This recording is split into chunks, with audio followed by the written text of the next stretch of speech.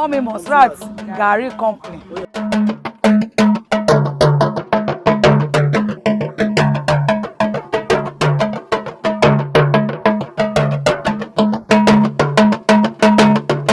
Mo ní iléeṣẹ́ Garri.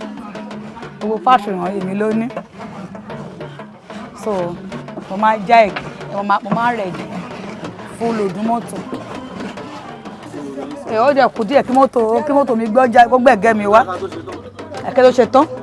Torí wọ́n ti ń lòdù ẹ̀. So tó bá gbé wá, wọ́n á bẹ̀rẹ̀ sí ní bẹ́. Bá ṣe ń bẹ́ la ṣe ń fọ̀.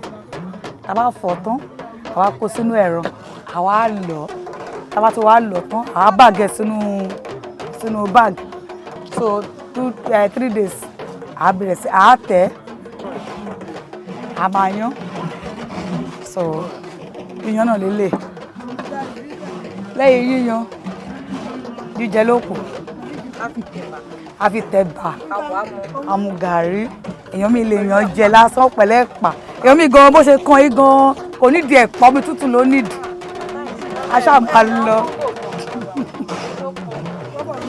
Báyìí tí bá jókòó kí n tè jókòó láàárọ̀, mo máa díbà fún 2 àtàbọ̀.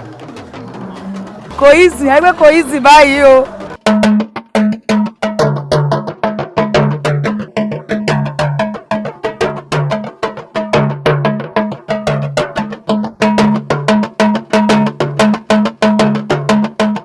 Iléeṣẹ́ mi ni Iya Monsurat